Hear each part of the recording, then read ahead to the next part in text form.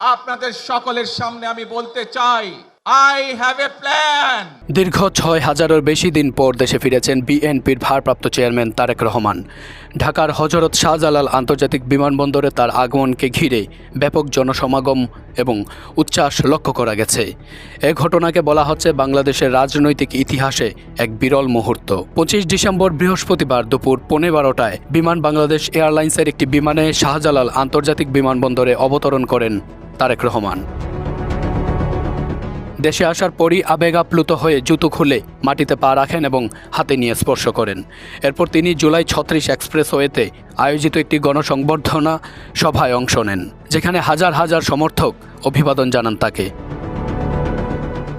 সরকার থেকেও বিশেষ নিরাপত্তা ব্যবস্থা নেওয়া হয় এবং সকল পক্ষের সহযোগিতায় পরিস্থিতি শান্তিপূর্ণ রাখা হয়। গণসংবর্ধনায় সংক্ষিপ্ত ভাষণে তারেক রহমান বলেন, তিনি দেশে ফিরে আসার জন্য সকলের প্রার্থনা ও সমর্থনের জন্য কৃতজ্ঞ। তিনি একতার আহ্বান জানান এবং শান্তিপূর্ণ রাজনৈতিক পরিবেশ রক্ষার প্রতিশ্রুতি দেন। তারেক রহমান বলেন, আমি এই দেশকে ভালোবাসি। আপনারা প্রার্থনা ও সমর্থন করেছেন, যার জন্য আমি কৃতজ্ঞ। আমরা যদি ঐক্যবদ্ধ থাকি তবে দেশের উন্নয়নের জন্য আমরা একসাথে কাজ করতে পারব। তিনি মার্টিন লুথার কিং এর অমরবাণী আই হ্যাভ আ ড্রিম এর আলোকে বলেন, I have a plan. Martin Luther king তার একটি বিখ্যাত ডায়লগ আছে, আই হ্যাভ এ ড্রিম। আজ এই বাংলাদেশের মাটিতে দাঁড়িয়ে আপনাদের সকলের সামনে আমি বলতে চাই, I have a plan.